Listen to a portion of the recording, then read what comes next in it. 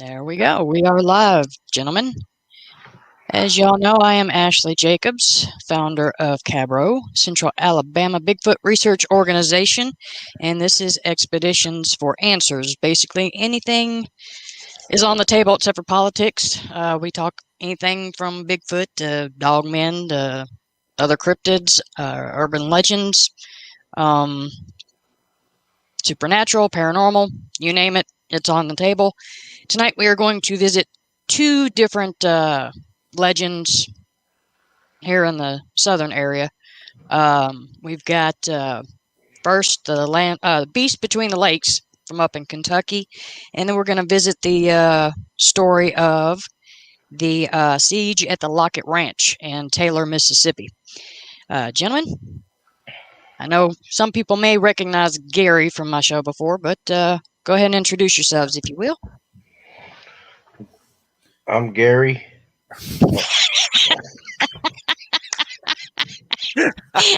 And you're an alcoholic? I'm Gary, and I love podcasts. No. Go ahead, big dog. No, you could get me coughing. Oh, you ain't seen nothing yet. I'm Big Dog. That's my nickname. I guess it's better than Fat Ass. Oh, can we cuss on here or no? Yeah, it's uncensored, live and uncensored. Cool. Yeah, it's kind of a nickname I got in the hood, and it kind of just stuck. And I've been interested in the unknown and the strange for as long as I can remember. I also do a couple podcasts. Plug them. Basically, Plug plug them.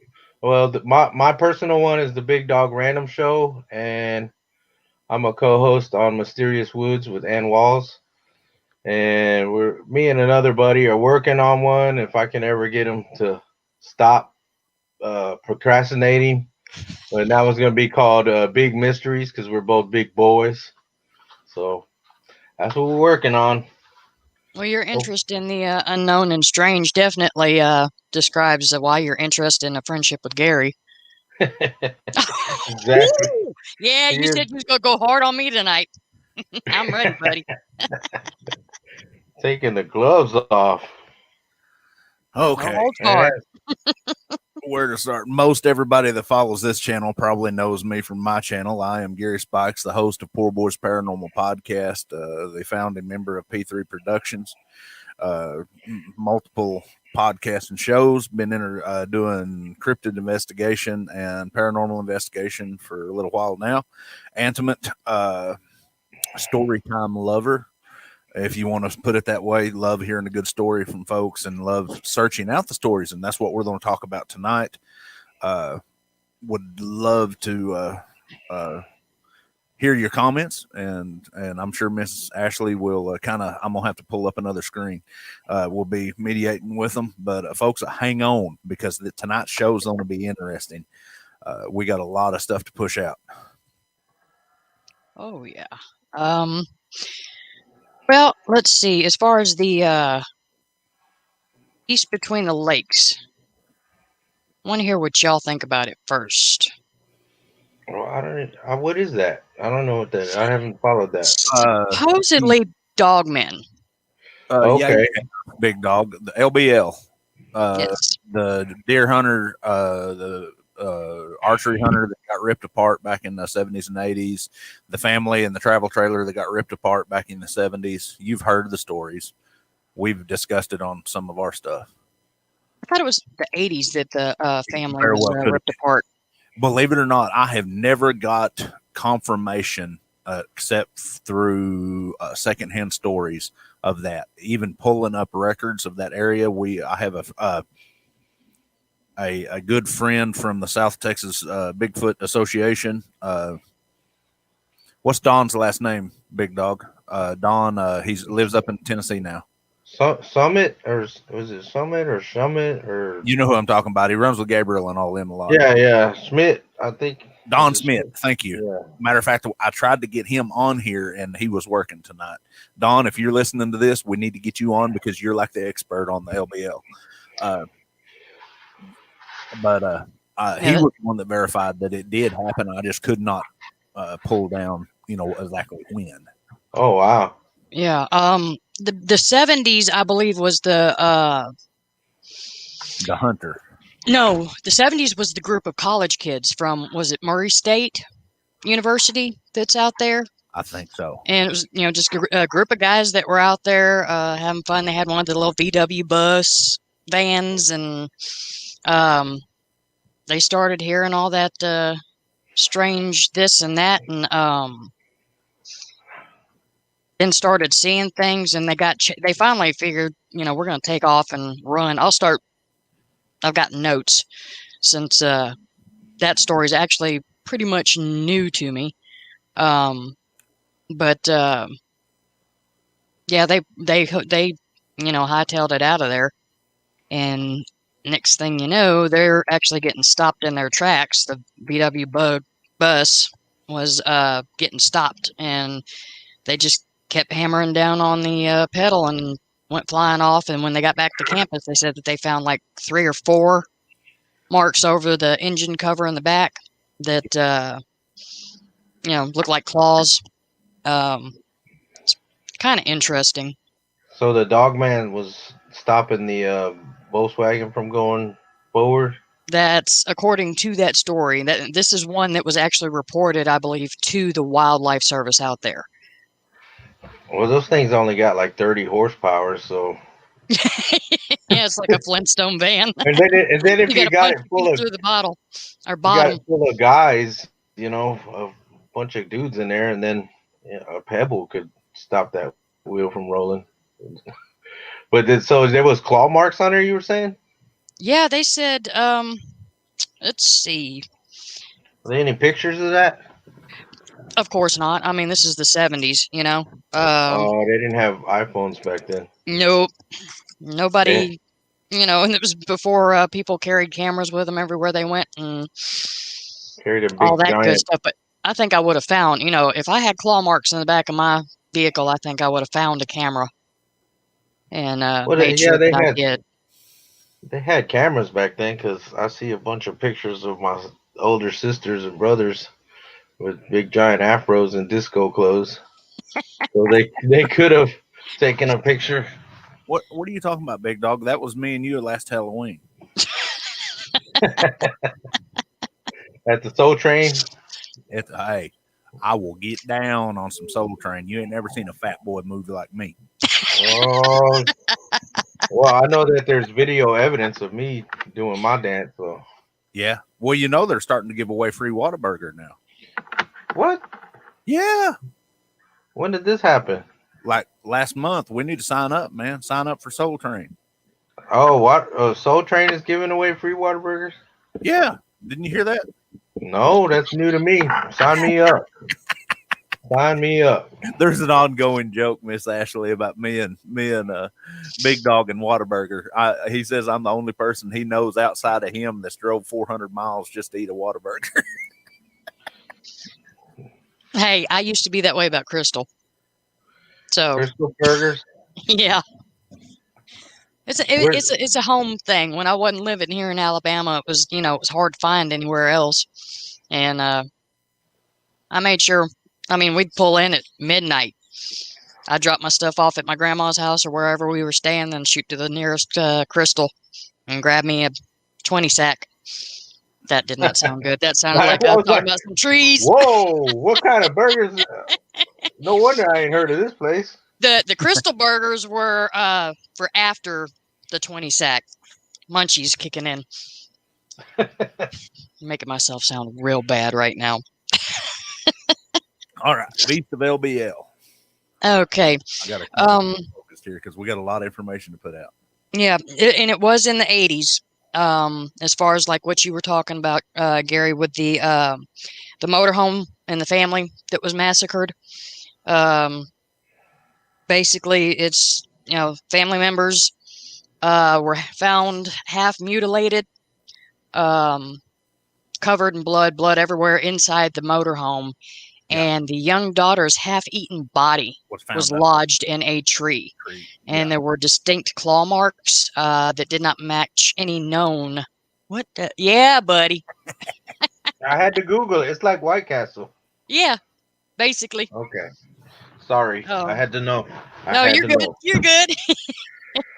But yeah, the daughter's body was found lodged in a tree, half eaten, and they said that the claw marks did not match any of the known species within the area, and it's believed that although the story did get out, it was a big cover up within law enforcement and the communities who save tourism in that area. I'm sure there would be. I mean, you can't be saying there's a big werewolf creature eating people. And would they say it was a bear or just a murder? Or If what I remember reading about it and hearing about it, they just said it was a wild animal attack. huh? But they just could not identify which one. They just said unknown as far as the claw marks were concerned. But I mean, I don't know. I'd have to look up like cougar or mountain lion population for Kentucky because they. I don't. A mountain lion's not going to attack multiple people. Yeah, a Well, whole but bunch of Bear's people. not going to attack. But they do take their prey up into trees. That was where I was going with that. But Yeah, about it happening is the mother had actually put up a fight in the trailer, in the travel trailer. It killed the father first, and then they said that the mother was like disfigured, and you could tell that she had put up defensive wounds and stuff in the travel trailers. What I'm hearing, and folks, all of this is speculation because I have not got no verification from law enforcement. Oh yeah, about this, but they said she put up a fight, a hell of a fight in the trailer itself, and then they couldn't find the young one's body. I think the daughter was 8 or 10, wasn't it? Something like that. And then they found her like 40 yards away up a tree, and she had been partially eaten. oh man. I mean, things like that. If they were, or if you could find law enforcement records of such an event happening, and go back and actually look at those and verify that yes, there was this incident in a motorhome with this family, and kind of look at what was found, how it was found, and things like that, then you could actually go from there. Yeah. And really start to elaborate on this and that and start piecing things together. They could even make molds of the claw marks within the body to, see exactly just how deep, what the claws were shaped like, and try and match them with any known animal. I don't know if they actually went that deep, if it did happen back in the 80s, but it's definitely it's an interesting story. Seeing as how there is no verification for it, it's one of those good ghost stories to tell around campfire. Yeah. But I mean, you know how I feel about dogmen anyway, Gary. Well, I think we're all under the same assumption of dogman that the only thing I want to do from them is run from them or shoot them with air support with a nuclear bomb or maybe a sniper rifle from 2 miles away. Yeah, I don't really want anything to do with one. I mean, you got to kind of keep snacks with you, like treats, in case you run on one. You're Go like, get that, not me. Go get it. And yeah, I mean, if it is a dog man and it still has the tendencies, you can maybe just start whistling. Hey, come here. Come here, what? And, I mean, how cool would it be to have one as a pet? Walking that bad boy. Until it decides it's hungry and wants to eat you. Oh, I'm a buffet, so you can't eat me. But you see people with their pit bulls thinking they're all tough and bad, and here you are walking with your dog, man. That would be funny. Nice. Or could you imagine sitting? Go ahead. Could you imagine sitting in traffic? You know how people always riding with their road dog, and it's just sitting there, but then you got your dog man kind of leaning out too. It's gonna have the chains, gold chains, bumping got the got the bass going, bumping his head back and forth. Little Miss Ashley over here has got the closest thing to a couple of dog men in her yard. She's got 2 full-blood wolves in her backyard. One. Oh. One. The other one's wolf husky. Oh, okay. Oh man, those things are big. Well, she was actually Ayasha, my timber wolf. She was the runt of the litter, and she actually wound up to be. She's almost 6 feet, standing on her hind legs. But Wow. Lily's little. She's my hybrid, and I mean she's they're both my babies. They are just as sweet as they could be. But yeah, she's mid size. She was also one of the runts of the litter from my wolf husky hybrid that I had before. That unfortunately some asshole drug dealers poisoned and murdered because they couldn't get their deal on without her going crazy and exposing them. Oh man, that's terrible. Yeah, but we'll move on from that. I don't want to get down now, but yeah. And then Well, you know what goes I'll show around you comes this. around. I got my I'm full of cryptids. This is my chupacabra. Where's mine? Here, let me grab mine. No, his name literally is Chupa because Let he's me my stop. Mexican monster. Milo, you want to come say hi too? Come here, buddy. Come here. You want Mine's to say got hi? a little sweater Okay, on. be shy. Look, you make all sorts of friends when you come on. Look, Come here, Milo. Milo, come on, buddy. Come on. Milo's being shy. He's hiding. Okay, so I guess going back to that, I want to do a screen share here, and I will go ahead and put up. Chupa, look at my hand. I can't do that. Let's see. Nope. Dadgummit.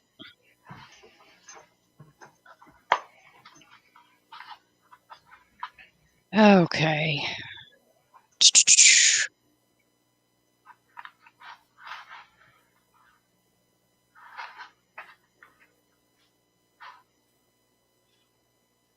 y'all see the comments? Somebody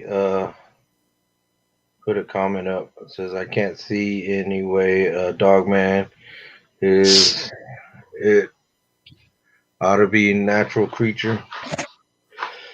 Mm-hmm. They've been talking about these things for a long, long time. You know, that's the reason. I can't remember who I was talking to. Folks, I do so many shows and talk to so many people. But that's the reason the other night, a while back, we was talking about Dogman, and we was talking about it being, was it me and you, Big Dog, with Pat, when we was talking about them being maybe more supernatural than, Yeah, because of the biology. I mean, and I agree. I can't see any way a Dogman ought to be. It could be a natural creature. And what's funny is half of the stories you hear, like there's a pretty popular story of a fella out in western Oklahoma shot at one with a AR-15, and he said he shot at like 12. He emptied a clip in it, and it acted like it didn't even hardly hurt it. And you hear the famous big wolf or dire wolf instance at Skinwalker Ranch, where they shot it with a 357 like 5 times, and then turned around and shot it with a 30-06 and blew a chunk of flesh off of it, but it acted like it didn't happen. And then of course we need your if we could get her to talk about it, your fiance on, Big Dog, because of this, the Skinwalker. It would be the closest in American folklore thing to a wolf man that I know of. good luck with that. Yeah. They don't like to talk about it. Yeah. I mean, Yeah. even if it's just me and her by ourselves, and I start asking questions or whatever, and she's like, we shouldn't even be talking about this. And I got a brother out there. Well, he's like a brother to me, and the only time he'll talk about it is if they're near and he needs me to be careful or something. But other than that, just chit chatting. No. What is their heritage? Navajo. Okay. And so it's basically like the Skinwalker. You do not talk about it. Yeah, you don't talk about it. It's and they take it very serious because I'm a jokester, and I like to laugh and joke around, and they're cool about it until I started talking about that, and they're like, no, not this. Yeah, I lived out in New Mexico for 7 years, and the Pueblo are the same way. It's no monkey business with them. You bring it up, and they just look at you, and they're like, and want to go on about their day. It's almost like calling it and saying, "Come here." being Yeah, so and it's funny because my mom is kind of the same way about stuff. We like creepy stuff. If I start talking about it, she'll be like, "Hey, don't talk about this. Don't talk about that." You know, Yeah. and we're more of a Hispanic heritage, but there's still a lot of superstition. Oh We God, have yeah. La Chusa, La Lloronas, and all kinds of stuff. And then, like, I'll start joking around about devils and stuff like that, and she's like, "All right, you need to stop. We ain't doing that." So yeah, you got to be careful, or they take it very serious. yes. Watching all the documentaries that I've watched, and this right along the lines of, because a lot of folks associate dogmen and skinwalker the same, but there was a series of about the tribal uh, police on the Navajo reservations, and some of the most interesting footage I seen is they was filming something black up on a rock, and it was crawling, on two legs, and then as it crested the top of the rock, it stood up, and man, the way it moved, it could not have been a panther, or because it was like its leg come down like this, and then it was like this. It looked like a human crawling, but it moved. Yeah, You remember that? yeah, I've seen that. And See it was that moving way too fast to be a human. that's one Yeah, thing about. Sorry, I moved it away because I want to play something for y'all real quick. Um, that's one thing that's always gotten me about the dogman is anytime I've seen a picture of one. I think I've seen one picture where there's one that it could possibly. I mean, it's very hard to pick out where it was standing up, but the majority of the time, they're on all fours. And I've told you this, Gary. To me, zooming in, playing with pixels, and doing whatever I can, uh, to me, they resemble. I mean, what I have seen, they look like either razorbacks or feral hogs. Just long snout, and Yeah. it literally you see that hunch in the back, but it does not look or resemble anything like a wolf. It's kind of blurred. It's blurred between the lines because you never get that great picture, the Well, perfect pick. I think you brought up a very good point. Uh, Dogmen descriptions, very is wider than Sasquatch, and there you hear dogmen more like the Lon Chaney, humanistic face. Yeah, I was just fixing to get to that too, Yeah, but all the way to full blown, wolf, dire like wolves to wearing a flannel shirt, running around in pants. There's so many descriptions of it. It's hard to needle out which is which. and I'm gonna throw this out there just so people know: dire wolves were not a fictional thing made for No, Game of Thrones. They were dire wolves, yeah, and they are now yeah. extinct. I want to put that out there. It's it not was just a GOT thing. on the North American continent along about the same time as the short faced bear.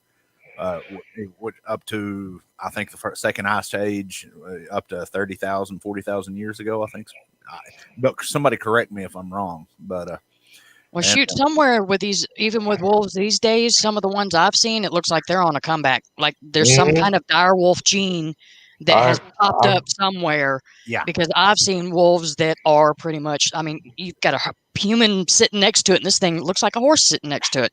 yeah, but yeah, you've got to keep in mind though that the average wolf, not the North American red wolf, but the Arctic wolf can stand upwards of on their hind feet upwards to 8 feet tall.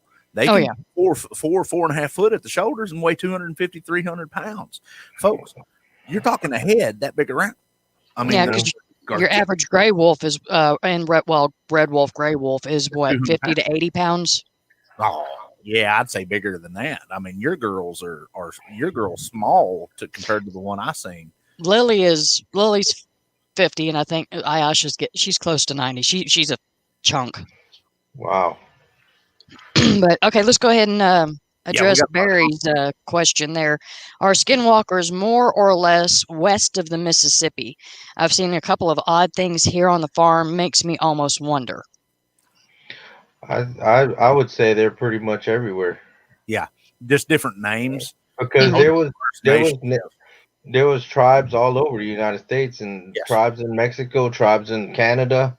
Yes. And then you think about how shapeshifters, they're in pretty much every single culture. You know, you got stuff in the Philippines, the asswing or asswang or whatever. It's a witch that basically, changes shape. And here in Texas, we have La Llorona. Yep. No, Mhm. that's the cry. La Chusa is actually a witch that changes into an owl. So I've always heard weird accounts where people shot the owl and then they go over to look at the corpse and it's a human laying there. Yeah, and even up in Kentucky and in Mississippi, as far as the two stories we're talking about tonight, they you got a French influence to them. You've got the loup garou, Well, that's what. and Yeah. you go further down into the bayous, and it's the rougarou. Even though the rougarou, it depends on who you talk to, whether they're Creole or Cajun, or and where their stories came down the line. Um, it could be just it's all a person definitely that does change into something. Now I'm not saying yes it exists when I say definitely, but as far as the legend goes, uh, it's a person that can change, and most of them say into a wolf, a werewolf. But others have even said that they're chasing the wolf. They've got a hunting party going after the rougarou, and next thing they know, it disappears. But there's an alligator off in the water that wasn't there, and then all of a sudden, the alligator's gone, and then an owl flies across. So it depends on who you hear these stories from. And down on the bayou, the rougarou, yeah, people are, you know, It, it's don't go out after dark time down there. well, yeah, my wife is from Louisiana, and her dad is full blown Cajun, and it's kind of interesting because he doesn't believe in Bigfoot. But boy, when you start talking about the loup garou or rougarou, depending on like you said which part of the area you're in, Hmm. he gets very antsy and very respectful. I What mean, parish is she from? they're Minden area, but they was originally from right around Slidell down Oh, on okay, the island area. And gotcha. about a year and a half ago, I interviewed Miss Dana Hollyfield. Great interview, folks. And we actually get touch base on the rougarou. But I'm gonna say this and kind of answer 3 or 4 of these questions that popped up. The Oh, dogman phenomena has went back even to the ancient Egypt. You've got Anubis. Anubis, and they talk Mhm. about even in the Tibetan and the Himalayan mountains where my heritage belief from even over to Mongolia, they talk about dogmen. Of course, everybody knows about the French, where the word loup garou comes from. Comes from the loup garou territory, Lupe territory in France. I'd have to Google it to pronounce it right. But and then they was talking about the guy in Ohio. If you look at there's a fella, his name's George Workman out of Pennsylvania that does dogman and Bigfoot sightings, and he's mapped for the last 4 years sightings all over. He's been doing it for 4 years, but he's went back as far as 40, and we have a big influx of dogman sightings from Minnesota down into Wisconsin. Of course, you got the Beast of Bray Road in Wisconsin. mm-mm. What's her name?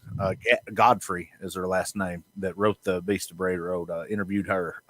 Linda Godfrey, great lady, but they seem to be kind of gathered around that Mississippi corridor coming down. And I then think they've got that. Not to cut you off real quick, but just if people do want to check it out real quick, it's the story's actually on. It's investigated on Amazon Prime. You can look it up. It's under the name of Beast of Bray Road. yeah, Mhm. she Yeah. and if you wanted to interview her, Ashley, we could probably set that up. She's a great lady. Awesome. But Yeah. and they of course they don't do all stretching. Of course, we'll get on to the Siege of Lockett Ranch, which I've got some torn thoughts on that. But Yeah. there was a mention of a individual saying 8th Apache, and he didn't know they had a blood feud with Sasquatch. Yes, that's real known. Yes. And also a story of Daddy here in Oklahoma of Colonel LaFleur, but I haven't been able to verify that. But like I said, it seems like the dog man seemed to be kind of encased. It's kind of bleeding out more into Oklahoma and stuff now. We have a lot more sightings in northeastern Oklahoma up towards Missouri than we do in the in the central part where I'm at. But it seems like they seem to be staying around the Mississippi River Basin, and it's almost like the Sasquatch sightings was keeping them, for lack of better terms. It was like you'd have Sasquatches farther away, and then these was around the river, and now Yeah, bleeding. I was going to say we can revisit this when we talk about Lockett Ranch, because that has a lot to do with it. Yes, the prequel to Lockett Ranch was part of this. It wasn't Apache, but part of that feud. Yeah. This one, the reason why I highlighted it, Hartselle is literally just like right up the road from me. That would be interesting, to be honest with you. If how long ago, if you don't mind answering, I don't know your name, just Facebook user. How long ago was this that your brother saw it? Yeah, that'd be interesting to know. Because I'll be out there. If it was anytime soon, I'll be out there looking. Mm-hmm. I have no problem with that. While we're waiting on the answer for that, the adversity in descriptions, there's a going thought that maybe some people are getting some of the sightings of the dogman mixed up with the type 3 Bigfoot. I'm pretty sure it's type 3, like the beast of 7 shoots. It's got the snout. Yeah. Bigfoot. We have so many different physical characteristics of a dogman, but where he's talking about the giant wolf on its hind legs, that's a common thing all the way up into Canada. I studied with, and it's funny that I was talking about Apache. I studied and lived with the Kiowa Apache traditionally in Canada as a young man for almost a year, just to learn the way they do things. And they talk about a magical wolf that was big and white, and it's funny they say that. And it would stand up on its hind legs, but it was not even so much the skinwalker type as it was a good omen. There's so many different stories that comes from this that, you could just pick and choose. Well, with him saying this one was white, again, referring to the Lockett Ranch, that one of the leader of the troop from that story was gray. So, they do. And another thing that this brings me thinking of it, that's not very far from where you got that picture of the Alabama white thing. That's Teresa just brought that up. She said, "I wonder if the Alabama white thing." Teresa, come on now, woman. You know it's spelled Thang. It's not a thing. It's a thing. You got to say it like a true Alabamian. You sent me that picture. I told you that it was a true thing. Me, it wasn't built like a Sasquatch. Well, I've asked and I'm waiting for her to come back to me. With the megapixels, so that you can get that, figure out that height for me. Yeah. Taylor, Mississippi. Oh, okay, JP. I got you. Lockett Ranch. It's in Taylor, Mississippi. Yeah, Taylor, Mississippi. It's actually about a 3-hour drive from me, and I don't know if he's watching, but one of our other members from Alabama Bigfoot Society and Bigfooting in Alabama, Jeff Williams, he's not far there. We talked about meeting up there and possibly checking out and doing some real, going to the library, checking out land deeds and ownership and whatnot to see if we can actually, because they withheld the name, but they really, they got the property in 46 and started turning it into a logging company in 48. And hi, Jeff. But yeah, this it's I gotta.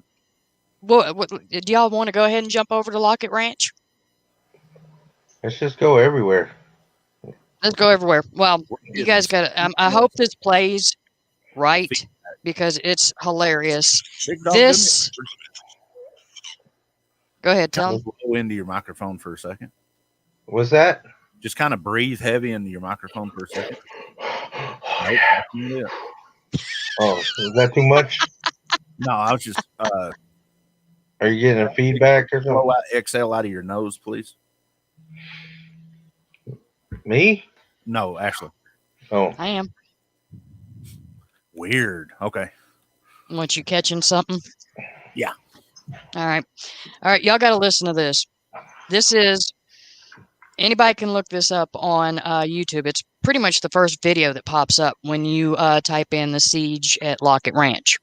And it's basically, it just shows a picture of the woods, and it's there the whole time. This man basically reads, supposedly from the gentleman that experienced it, his own words. But what I love about it was his introduction. I'm gonna see if this will play good and where y'all can hear it. Let me know if I need to do any adjustments. The Dog Waters channel is for entertainment purposes only. All new information in these stories can be traced back to relevant and true sources. Dog Waters strongly is that Dark discourages Water? viewers, Yeah, listeners, and subscribers from visiting the sites of incidents and encounters discussed Yeah, I've or heard it. revealed on the show. In other words, I will not be held responsible if you are attacked by dogmen, molested by Bigfoot, bitten by vampires, chased by chupacabras, abducted by aliens, accosted by the men in black, investigated or arrested by local law enforcement, CIA, FBI, NSA, EPA, BLM, or any other alphabet group, whether on U.S. soil or abroad. Thank you for tuning in and enjoy the show. I love that. I was like, what the hell? And then he goes into the story of it, and he's dead serious throughout the whole thing. It's like he had to get that little bit of goofiness off of his chest and then really get into the groove of Yeah. telling the story. But Wait. that is, if that is a true account, that is a nightmare and a half. Thank you so Mhm. much for how you worded that. Yeah. I would never. I mean, just from the way it goes, Gary, since you were the one that brought it up last, or the last time we were talking, I finally got to sit down and do my research on it. Go ahead and start filling people in on what you know about it. Well, my big deal is of course, I'm a research junkie. I mean, that's what I love to do. I have not found any collaborating evidence that it actually happened. Mhm. It's a great story. It has a lot of very descriptive details. The biggest part with me is in the beginning where they talk about going out and seeing it with the uncles and stuff like that. When I pulled up all the information I could, I probably ought to kind of describe the situation first, or not in the early 40s, a young gentleman actually got out on a farm in Taylor, Mississippi with his aunts and his uncles, and they pretty much was having loggers come in and start pushing back into a certain mass of woods, and they ended up getting terrorized by some dogmen. They killed one and ended up dismantling its body and separating it out, and he actually very descriptively describes the dogman, which is a very common description. Make a long story short, they ended up getting into for lack of better terms, a battle with dogmen. And once again, being the crypto enthusiast that I am, because nobody's an expert, I'm not going to tell them how much of it's true, how much is not. I'm not going to say that it's not even true. But to me, it makes a very intriguing story. But everything that I have come up with, I have not found any newspaper reports, any death reports from that area. Me and another individual actually kind of did some research on it, and everything that I am finding leads it towards being fake. I mean, they've got comic books about it. I did see that. I saw the comic book cover. Yeah, I love the story. I'm not going to say that it is or it isn't. It's just it makes a great story. But the description, what got me is I have a very good friend that seen a dog man in Texas from about 7 foot laying on the side of the road, and the way he describes his experience, you can catch it on one of our earlier shows. Big Dog knows who it is, Mr. Jacob Gomez, him and his brother. And I've known Jacob for years. I've been in the woods with him. I've interacted with him and his family. I have a tendency to believe him. because of my interactions with him and seeing the passion in the man's interview. You know, you can tell when you're interviewing somebody, you can get a feel of it.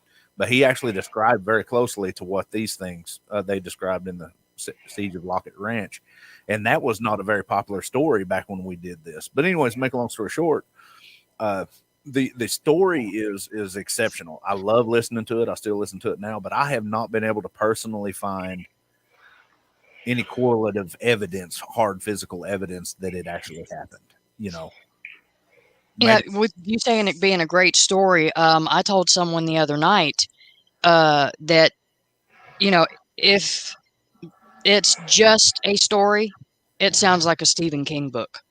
You know, it's like Silver Bullet on steroids. If I had if I had the money, I would produce this thing. You know, everybody's seen the British. If you're into Dogman, you've seen the British movie Dog Soldiers. I would love to do an American version of the Siege of Lockett Ranch because, like you said, the story is just phenomenal. The description that they give, I mean, Darkwater's video is that he does of it is great. You know, I have heard some old timers in the community. When I say in the community, in the cryptological community, talk about they had heard them stories in the past, you know, way back when, you know, back in the early 80s, you know, but we don't know when the story actually came out, you know. Are you talking about the Darkwater story? Well, the Siege of Lockett Ranch. Yeah, because he just supposedly it happened. Go ahead. Oh, he just does like horror narrations. Yes. So I mean, I followed him like right when he came out, and I've always been fascinated because I love to hear stories, even whether they're you know, not real or real. You know, anything to do with Dogman or Bigfoot or whatever. And so I think the story is fabricated, but I think it's based off of real very stuff. Good. Very well. Yeah. And for people that are unfamiliar with it, when we say that a battle broke out, we're not talking about just like an overnight siege, like what you think of. This account has been, the way it's told is that this went on for over 2 years. Yeah, but the final battle where they dug underneath the house and stuff was where they almost brought it down. Yeah, it was up here. Yeah, they were trying to destroy the house. They were trying to get in through the walls. They were smashing the sides of the house. They were climbing on the roof. Yeah, took the traps and dug out. Yeah, and this is probably those houses where they were up a little higher and they're digging up from coming up through the floor. Yeah. So I mean, that had to been. I mean, it's just thinking about it. It had to be scary. Oh yeah, that'd be crazy. Well, that's a good freak out story. I mean, the whole time I was listening to it, I was like, "Geez!" And then when you learn, or when it gets to the part where it goes from back where the violence started, or where, you know, how it came to be these people on that property. It used to be Chickasaw, or no, it was the Choctaw. No, it was Chickasaw. It was Chickasaw land. Okay. And the Chickasaw had a hunting party go out. They were tracking a buck that was wounded, and they found it torn apart, and you know, couldn't understand what happened to it. And then I think one member of that hunting party returned to the tribe and was completely insane. He was just gone. You want to go ahead and finish that part of it? Meaning what? Where they took the body parts of one of them and took it into the across the river to the end of the Bigfoot to actually start. That was part of the Well, that's when the Chickasaw went to a burial ground for Bigfoot. Yes. And they describe it as mounds of dirt, you know, with the rocks surrounding the graves, and then there was a stick, or you know, a stick formation in the middle of it. And they tried. It was 3 different attempts that they went and failed, and then on the 4th attempt, they actually got a Sasquatch skull and brought it back. And they purposely did this to tick off the Bigfoot, hoping to get them to come and think Start a that fight. think that the dogmen did it. And yes, they did start the war between the dogmen and the Bigfoot, but then Bigfoot and dogmen turned on the humans too. So it was like they really screwed themselves on that. And we got another person coming on in here. Hola, Pat. You look festive. Hey guys, Merry Christmas, Pat. Merry Christmas, my good friends. Yeah, but then they wound up. That's when the Chickasaw wound up getting in with the Choctaw to try and fight them off, and then they just gave up, headed south, and then that's how the family wound up with the property down on. Yeah, sometimes you just got to cut your losses and get out of there while you still can. Yeah, and I mean you can understand because the way he kept referring to it in the video was their inherited or their inherit land. Yeah. So, I don't know. It does not say the background of these families' heritage, whether they were Native American, whether they were, travelers, if they were brought, we don't know where these people actually came from or how it became their inherit land. Or But, just settlers. yeah. So, I mean, it's like I said, it makes for a damn good Stephen King movie. Yeah, that would be a crazy movie, especially if it's well done, Oh, yeah. Where it's not no CGI looking rat dog or something. As I had to tease Daniel put up some kind of meme earlier, and I was like, dude, you do realize this is a still from the Twilight movie, Breaking Dawn? Because it was werewolves, and they're like Yeah. huge. I was like, Yeah. you just went Twilight. You went girly. Well, I mean, I wouldn't know what it looked like. Maybe he Hey, I didn't had know a because he teenage never. daughter. I had a teenage, and yeah, I was a twihard, so shut up. I will. My guilty pleasure. You got it out of me. I knew it. Nothing wrong with that. Well, there's vampires and werewolves. I'm into stuff, paranormal. No, I do not believe in vampires. It was a very popular show, so yeah, it's understandable. Yeah. Maybe vampires in the sense of drinking blood, but there's energy vampires that suck your energy. I got work with a whole bunch of those. I try to stay away from them. Oh, well, drink- honey, I Yeah. lived in Louisiana for 12 years. I was in actually Baton Rouge, but I did spend a lot of time in New Orleans, so I know all about I that was gonna culture. say, yeah, I was. I was Yes. like, if you lived over there, you know something about that. Oh, yeah. And also, every ex-girlfriend I've ever had. She was a blood sucker, Energy, an energy sucker. Mm-hmm. either that or money sucker, bank account sucker. I don't have any money. Don't gang up with me being the only female here. Oops. I don't have any money, big dog. So yeah. Me neither. There you go. I got a little bit. 50 cents. You got 50 cents more than I do. Damn. Same here. So what are you up to tonight, Pat? Not much. Actually, just jumped off Bigfoot Odyssey, where we were. Carrie asked me to fill in for him this week. Wow. Yeah. Boy, you talk about somebody that's got a dramatic story. Carrie's hunting story. Yeah, it's a good one. It's up there. It's yeah. And I've heard him tell it in several different places multiple times, and it's consistent. I never. Oh yeah. Yeah, I've never. Carrie's never red flagged me. I've never gotten red flag from him. Well, but yeah. I mean, you're right there with them, dude. You and Carrie could sit down and talk about some, a lot of things together about detail and faces. A lot of folks has tried to get me and him together, and it just never has happened. He usually stays pretty busy, But yeah, I'd like to sit down with him and ask him a couple of questions, even about the mentality, the mental part aspect of seeing one at that distance. Pat, I actually brought you up last week when we was doing this. we're talking a subject that's kind of, if I recall right, is kind of right down your alley, and that's the beast of the LBL, between the lakes.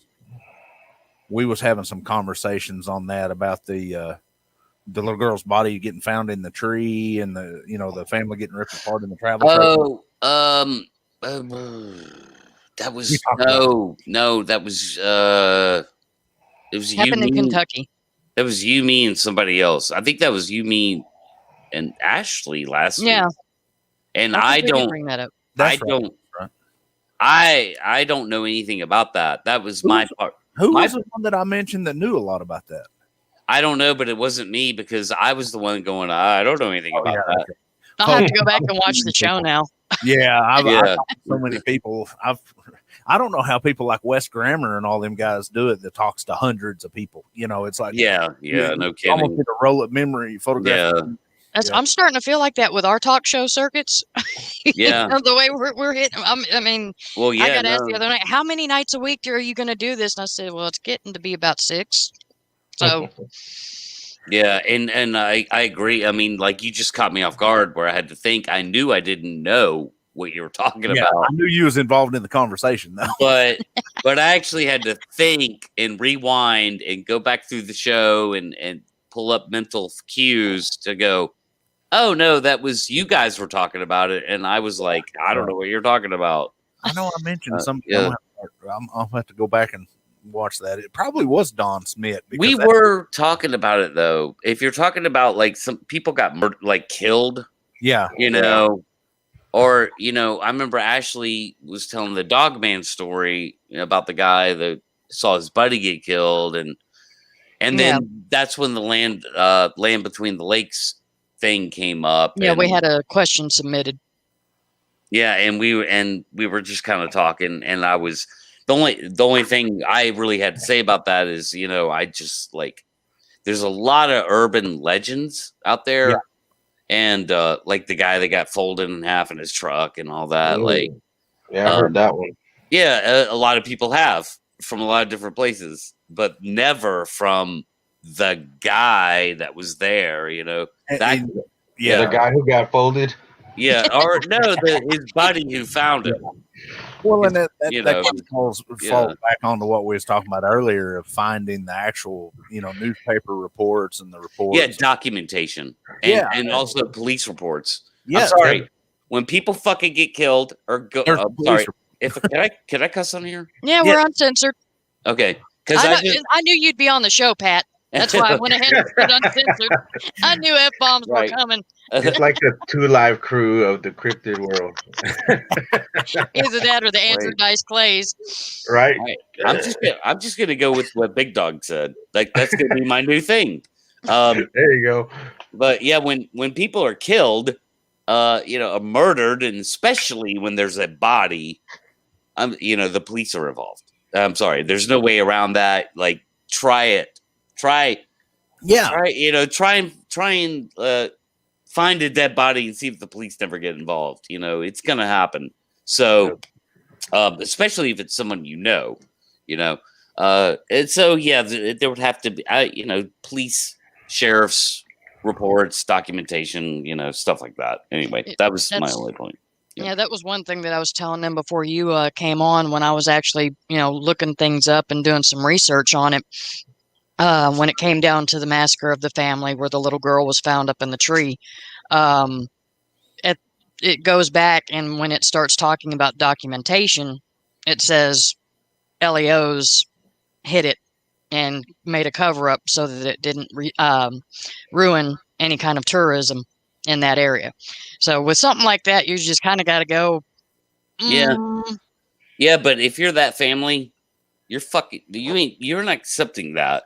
Yeah, you're going to the press, you're going to the feds, you're going to the fucking FBI. Like, I would do everything. I would try every avenue I had at my power. Courts, to get file injunctions, release of information, whatever, dude. I would force. There are processes for all that shit, man. So, I mean, of all those reports that come out of that LBL, the one that stands out, I'm sure there's probably some that are more documentable, that I've seen, but the one that really stands out in my mind was the archery hunter that they found. It was pretty well documented. I mean, even David Pilatus put it in one of his books, where they found his bow and then found him, farther away. But even the details of that, it gets kind of grayed. You don't see. But I'm pretty sure they're pretty limited in what the police departments can actually release in the police report. I think they can only release the initial report. They can't release any of the document, the actual. How would we say, evidence collection? Sure. I mean, if they suspected a crime, they're not just going to dump all that and give away all their evidence. Yeah, that's like Pat was saying, a family's not going to stand for no answers.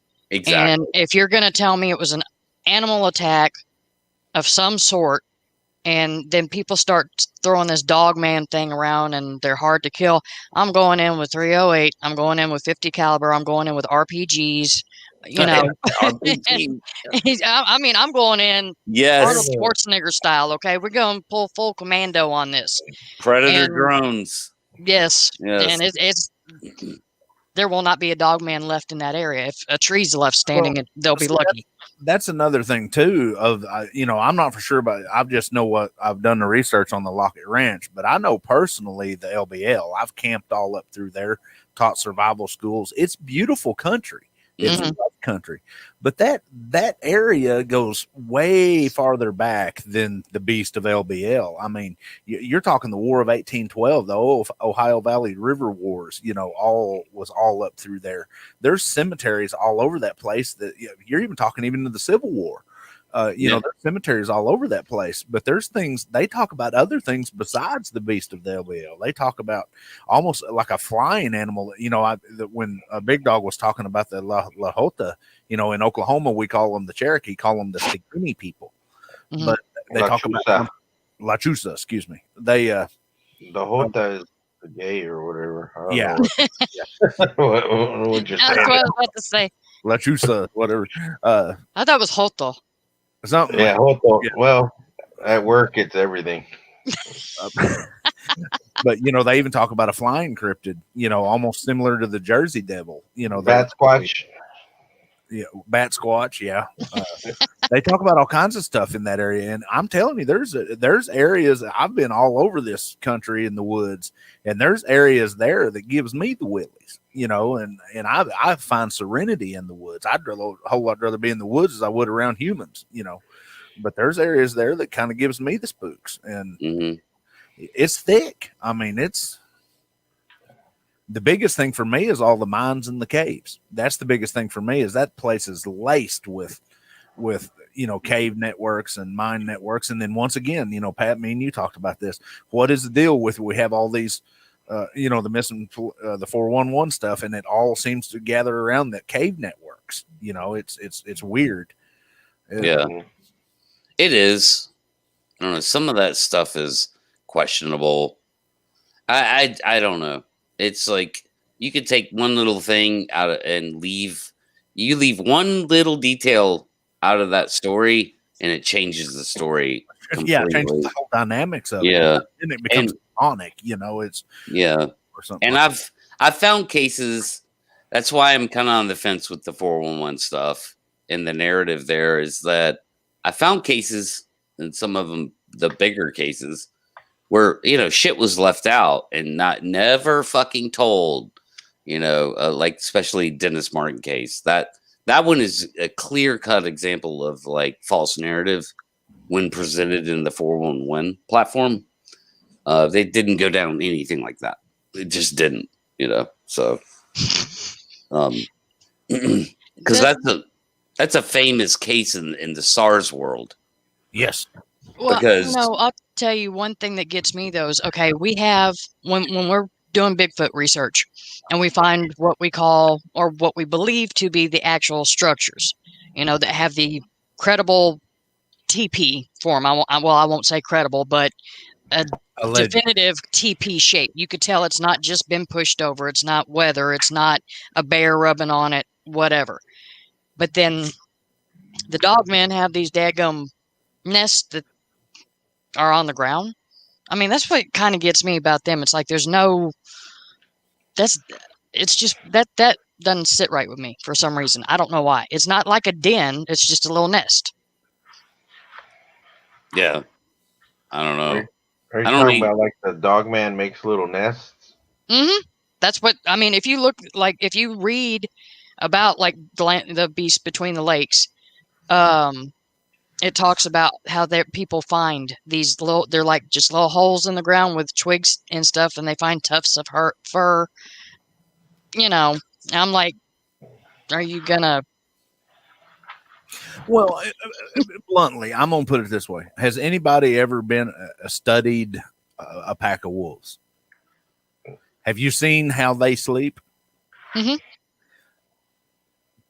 I'm not saying that they're building a nest, but what I'm saying is the characteristic is common, and then here we are searching for a canid or a lupin, if you want to put it that way, and dog men sleep the same way. To me, it's kind of interesting that me and Ashley was talking about it before the show about how they say Sasquatch structures are different We're killing me. than dog men, because dog men have a tendency to dig out almost like a den. I've always called them a den structure, and then they put stuff over the top of them. But Yeah, because like the pictures that I was looking at when I told you I was going to check some pictures out before, they did not resemble a den at all.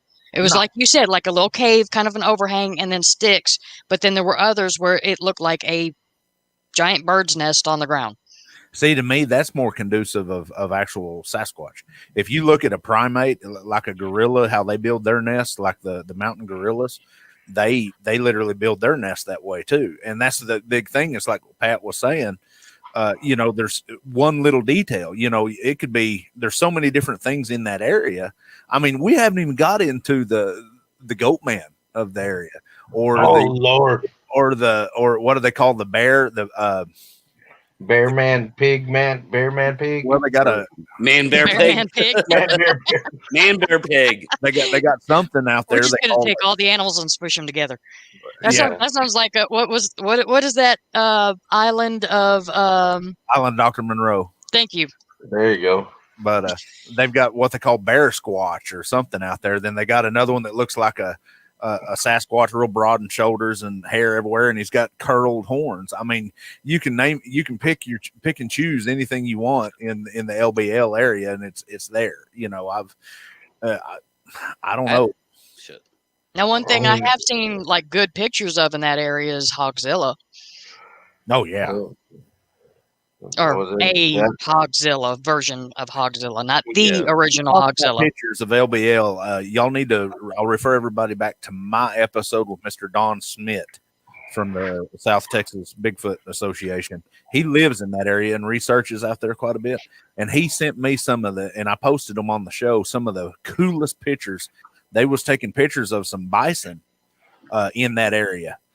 And you could literally see the orbs above the bison. And it was cool. I mean, if nothing else, it was cool looking, because it was interesting because you could see like orbs floating around the bison. It was cool. You talked to Paul Ragsdale? That's him and Don both was on that trip. They was both on that trip. Okay, yeah, because he sent me those pictures, some pictures like that. Now, I might be getting them. I think they was both on that trip, because Paul, if you listen to this, send me a message and correct me if I'm wrong. If I remember right, they was both on that trip, and I think you're right. I think Paul did take them, and then Don mentioned them, and then when I did Paul's show, Paul showed me. Okay, yeah. I'll have to go back. That's been a year and a half.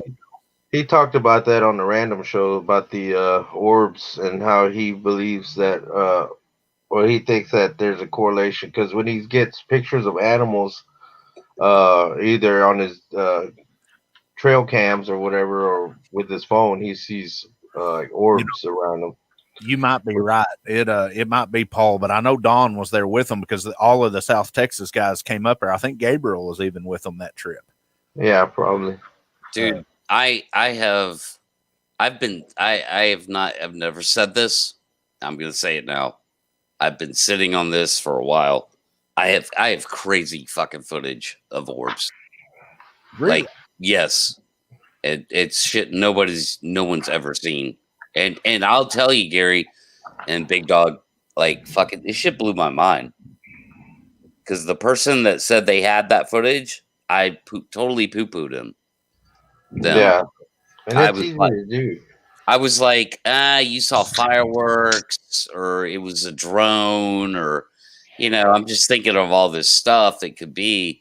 And they finally showed me the footage. I was like, send that to me right now. Oh yeah. Yeah, and because it blew my mind. This is crazy behavior right down the street from me, man, where I freaking live. Like, this is a weird area for these things to be flying around, dude. And sure enough, I've got zero explanation for what's on that footage. Oh wow! I believe the orbs are totally legit. I do think that a lot of folks is seeing dust in interior stuff. Oh yeah, that's all bullshit. Yeah, but they're all legit orbs. I'm talking about up in the sky. Yeah, Yeah. that's okay. Yeah, that's what I'm about to. Because I mean, those orbs are just too. I've always been real skeptical of them. I actually, and when I find it, I got to find the camera that has the data card. It was when we went and investigated the Crooked Creek Civil War battlefield and museum here, not far from my house. And I just happened to walk over under this tree and then take a shot into the trees out over where there's a slope and it's got the old foxholes and rifle pits. And I just, there's nothing out there glowing. It's straight trees. There's no street lights. There's no houses through there for miles. It's nothing but woods. And I took the shot and then looked down at my camera, and probably if you were to guesstimate the footage, it would probably have to be about maybe 8 to 10 feet apart. Two perfect round orbs, just like right floating in the trees up off the ground. And that's about the best I've ever come to. And that's the closest I would say that, yeah, those are probably orbs. But like you were saying, the other ones that people keep turning in as bugs, dust. No. Well, go ahead. This stuff that I have it's about a half an hour of footage from a very very simple country girl who was just outside smoking a cigarette at like 1 o'clock in the morning, and she's country, and she saw this stuff going on in the sky and started recording it with her phone. She had the presence of mind to record it, and she was amazed by it. And I'm sitting here watching it going, oh my God, this is real. This is up in the sky. It's not forced perspective. Like we're talking photos or video of like dust. This is shit is up in the sky, and it's separating. It's coming off into different things. It's doing all the orb shit, dude. All on video. And at the very end, it fucking blow your mind. That's what really blew my mind was the end. It finally came down to her and was right on the fence line 30 feet away from her. And dude, it looks like a spacecraft. Like it has shape to it. It has this weird shape. No, it has a weird shape, like kind of like this. Wow. And it looks at that point, I'm looking at it going, holy fuck, that looks mechanical. Like that. And dude, I have no explanation. And I have to pull devil's advocate here. I mean, because you're my go-to man on the subject. Do you think that there might be a sense that it could have been a modified drone? No way in hell. Because I mean, you know flight patterns and everything better than anybody I know. It's light. It's just light. It's light. It takes this weird shape. Yeah. So it looked like a spacecraft, but like lit up. Like just emitting light. Yeah, just like if you manipulated like light to look a certain shape. So light is usually like round or this or that or the. So this orb, which was a fucking dot in the sky a few minutes before, comes down towards her. That's when she freaked out, and she was filming it, and it was like 30 feet away from her. That's when she freaked out and ran inside. And so that's the end of the video, man. And this thing, it was light, but it had shape. It wasn't just round like an orb. It had this weird shape to it. And see, if you're saying like what with that video, if it was clear enough for you to actually make out that shape, that's, we constantly talk about evidence that people put up with bad pixelation, with it being blurry, movement, and whatnot. If you look back at the Patterson-Gimlin film, that is such the kind of quality, that you would expect from that day and time. With the kind of, technology we have these days, there's no excuse for bad pixelation. There's no excuse for blurry this and that. I mean, of course, yes, if you're sitting still and it's running and it's a still shot, understood. Yeah. But when you throw something up there and it just basically looks like, you zoomed into, an old Pac-Man game, the pixels are terrible. And how can you tell that that's evidence? But, when somebody submits something like that where it's so clear that you could actually this is definitely light and it has this shape. Dude, that's good evidence to look at. This is very compelling because it was shot with a cell phone. Probably a little bit older, like a 5-year, like a cell phone, like a Samsung type, cheaper Samsung from 5 years ago. That's still fine. They got good cameras. I mean, but what you can tell is that what you're looking at for sure, 100% is aerial. It is far away. It's not in your face. It's doing weird shit that I can't explain as an aerial guy. I can't explain it. And then at the end, the money shot is freaking this. It comes in close and takes a different form. And it scared the hell out of her, man. Like the video ends. She ran inside. She told, again, man, this is a simple country girl. This isn't she's not sophisticated. She's not, extremely intellectual. And like she has nothing to do with this shit. Like nothing. Right. She just told me the story and I said, well, maybe it was this. She's like, no, I got it on video, and she sent it to me and that was it. And does that area have a history of that kind of phenomenon? Hell no. This is right down the street from my house, dude. Like, wow. Yeah, this is like you might see it out the window here. Let's bring it all back full circle. Oh, there it is. It's attacking me right now. You got them hanging around. There's orbs hanging around your. Yeah. But no, for real. I mean, yeah. No history. Never heard any stories around here, dude. This is like it's Gainesville, Georgia. Like this is the world's busiest lake, literally. Why the hell orbs were flying around or whatever the hell was flying around over there? Just I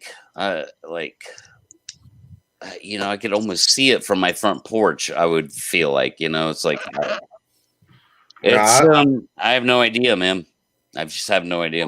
Let's bring it back full circle. I've had the great opportunity of listening and privately interviewing two people that, and I'm not going to mention their names for the simple fact that I want y'all's unbiased opinions on them.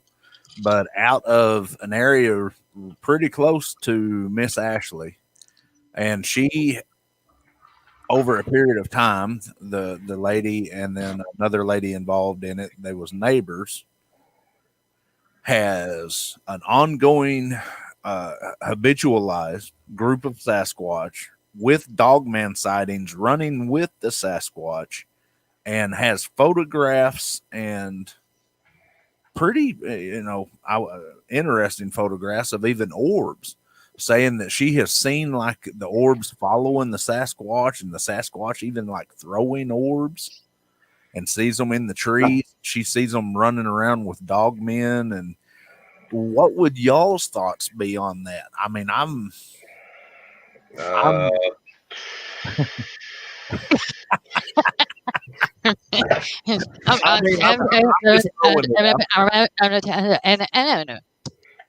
That's my thoughts. Now, I have seen orbs in the woods. Yes. While I was out squatching, and they were moving around too. Yeah.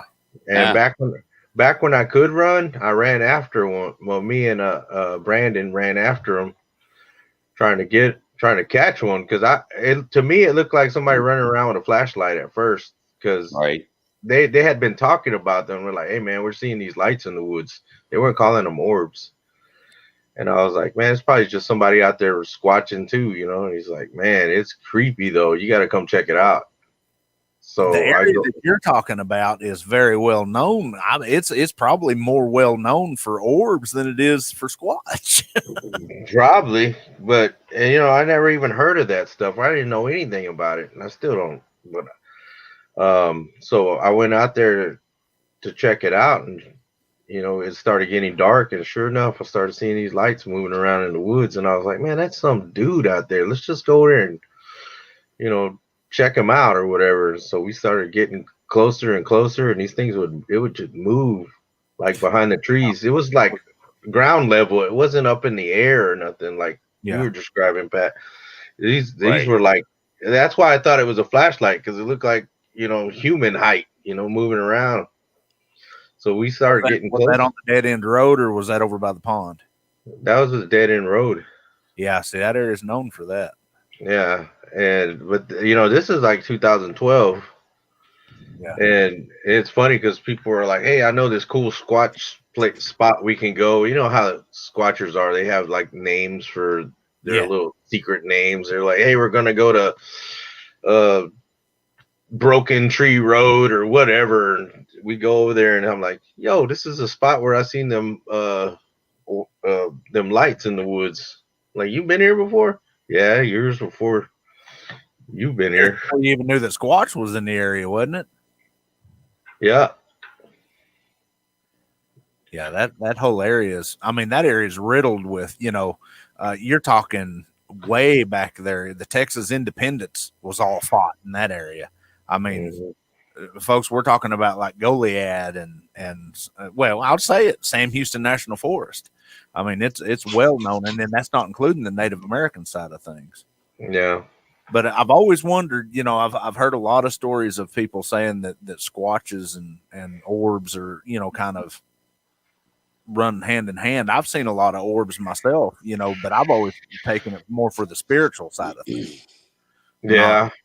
That's kind of where I was leaning, because we almost got lost with, you know, chasing after that orb, and then there was like more popping up, and then when we turned around to go back the way we came, they were all around us. It was like we were surrounded. Woo. Yeah, and it freaked me out. It was scary, and I was like, yo, this ain't fun no more. This is scary. Because which way do we go to get out of here? That sounds like some of the old, you know, the fairy fire stories, you know, about the lights leading you off in the woods and you disappear and stuff. And you know, it's funny because I talked about that to them, and they just laughed at me. I said, man, this is probably where them stories came from, you know? They're like, man, don't start with that weird woo stuff.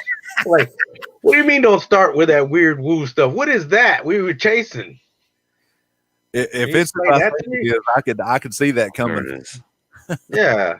I was like, what was that? I mean, if you can explain what it was, you got something better, then let me know, because I have no idea. I just know with what I heard long before, you know, I experienced this. And then I talked to a couple of Native Americans, and they told me that the last thing I should have done was chase after it. They said, you never chase after those things, because they'll lead you away, and they won't find you no more. You'll be 411. I ain't trying to be that. It makes you almost wonder if you need anti-aircraft guns for orbs. I don't Maybe. know. Just get you a flamethrower. Oh, you one fell swoop. I think I just use a shotgun with dragon's breath. See if I can light it up. Dragon's breath. You seen those where it shoots that flame out of it, out of the shotgun shell? Yeah, I'm choking. Dragon's breath. Yeah, it's that flame. Philip S. Bracco's got a interesting comment. He says something freakish I read about for the hunt of the skinwalker about a person who sat down sitting Indian style with hands up in the air and he got attacked by orbs. Something like that. And I have done the same thing when I was out doing Bigfoot research and brings the wildlife in. It gets scary at times. I hadn't had an encounter with orbs. That right there sounds like more spiritual, like what you were talking about, Gary. Yeah, well, in the Buddhist teaching, a lot of your ancient cultures, that's a very common practice of sitting there in that position for meditating, and it's one of it's also a very how would we say passive position, and I do that a lot even with my dogs. If I'm trying to make friends with a dog, I'll get in that position because what it does is it shows you can't move very easily out of that, but. I don't think I could even sit Indian style. If I do, my legs go to sleep within about 30 seconds. But I just can't do it, not physically. But in part of the martial arts and the meditation teaching, that position actually helps you center your chi or center your energy in a meditative state. So I could see that, and I do remember reading that story in the hunt for the Skinwalker up there at the Skinwalker Ranch. Oh, did you find it? I found some of it. This is some of it. Let's see. Do I have it? Yeah. That damn near looks like the moon. I mean, just the way that one little still where we passed through. Yeah, but that's not the moon. No, that's what I'm saying. That's how clear of a shot it is. It's real good. Y'all got to forgive me on some of these questions that are being asked because for some reason I'm seeing some names and others. All it says is Facebook user so I can't tell who's asking what. Yeah, that's weird. That's some of that's a street light. So that one that's kind of starring is a street light, I think. So it's kind of mixed up here. Where that's the orb. That's a freaking orb right there. It's like a reddish color. Yeah. And it's changing light like that is very common. Yeah. It's moving. It's jumping. That's not the cell phone. Like some of that's the cell phone, but it's jumping around and phasing in and out. Well, it's kind of hard to be still when you're freaking out over a light coming towards you. Yeah, but what I'm saying is that some of that is cell phone movement, and some of that is actual movement from the objects. Okay. And so there's more than one? Yeah, that's two orbs right there. One just disappeared, and reappeared. That is a trip. Yeah, that's not okay. The red thing down at the bottom was not an orb. No, I figured that was some kind of light because it does seem lower to the ground. Yeah, so that's an orb. That's an orb. Disappeared.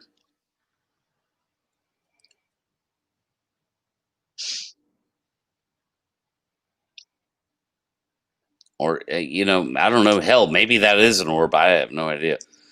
I know these are orbs. Those right there are orbs. Ooh. Orb. And they move around and they'll like merge with each other and separate and there'll be two, then there'll be five. It's weird.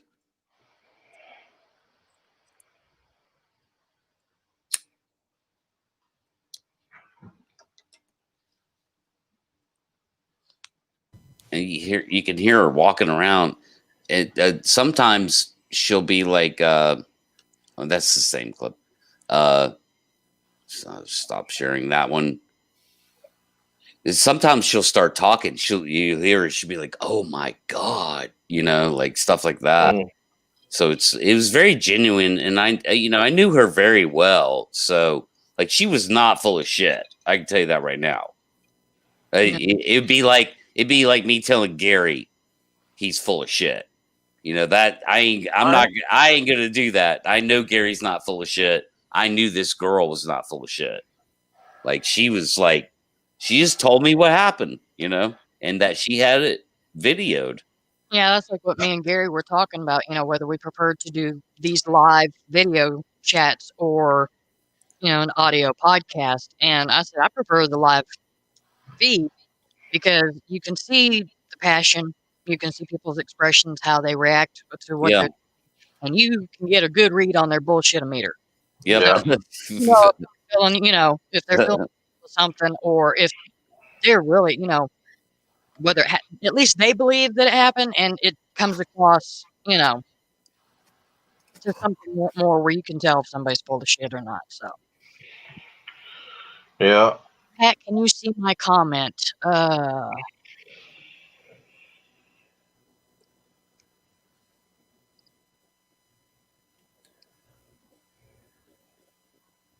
Tell them to put their name next to their comment. That way we can Because see it. I don't know why it's just putting Facebook user.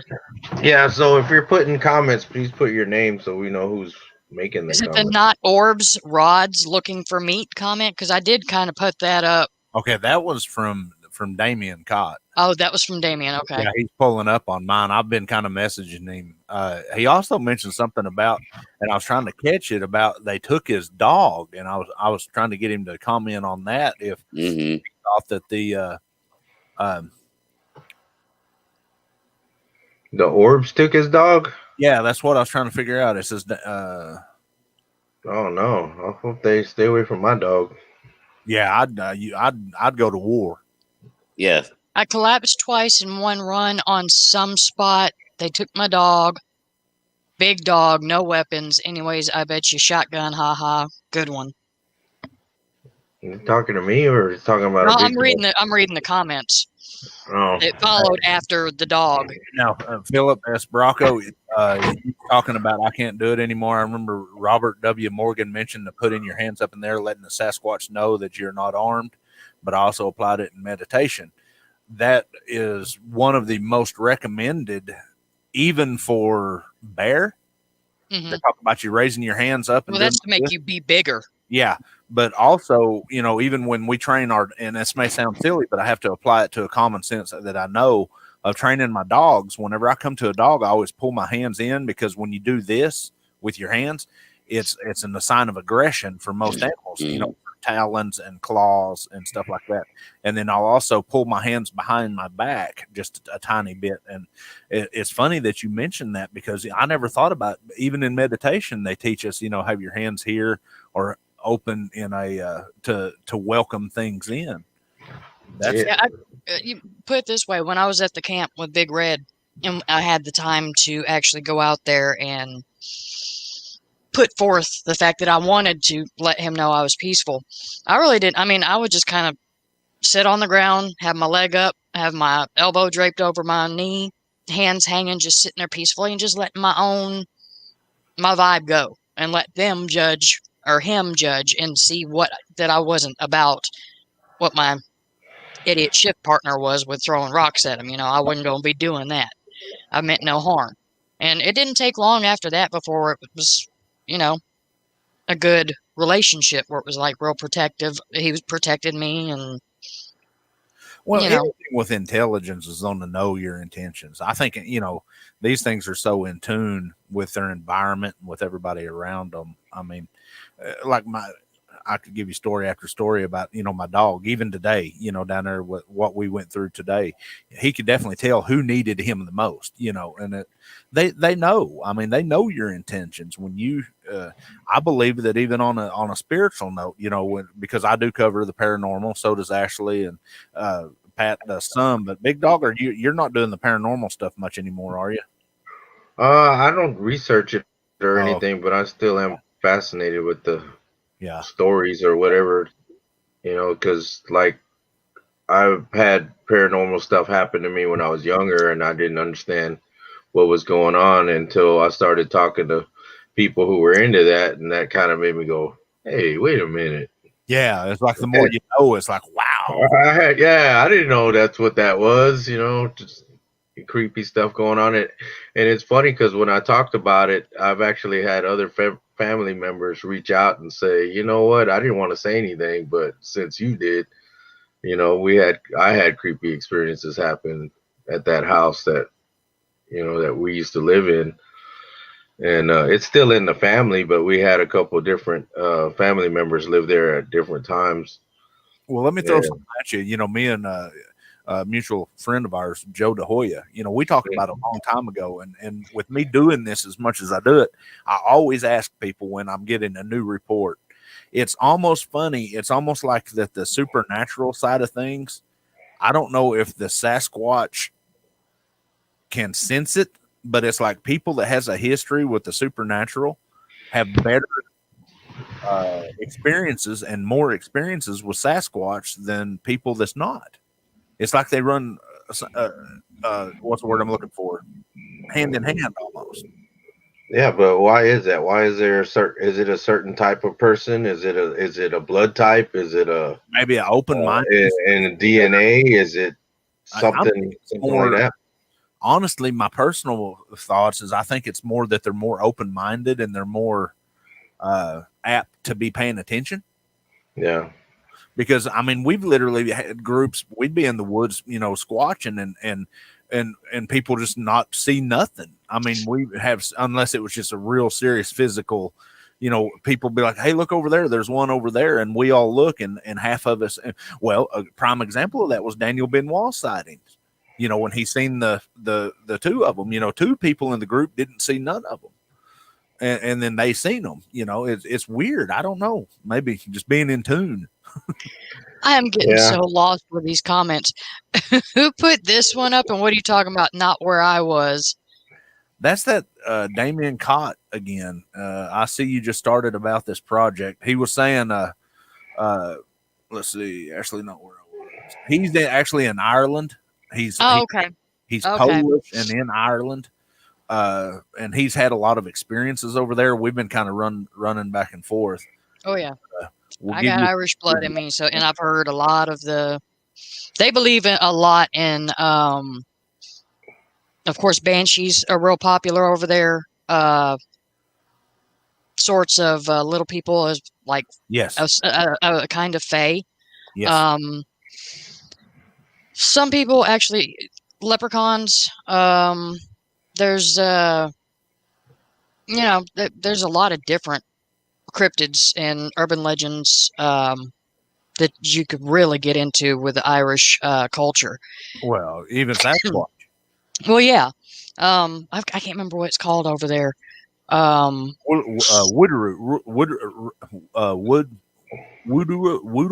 or dang it, Woodwall. Yeah. No. I thought they were big trolls. Woodwoe. I don't know. I've had here, I got it right here. I've had Yowie on the brain. Yowie's Australia. Yeah, I know, because I want to go to Australia. It's Woodwoe. After this election, I want to move. Look, I'm gonna become a Yowie investigator.